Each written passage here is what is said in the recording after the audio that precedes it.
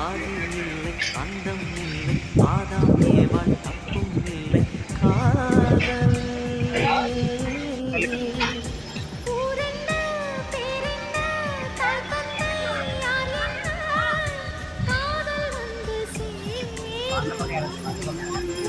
நீ இன்றி நான் இன்றி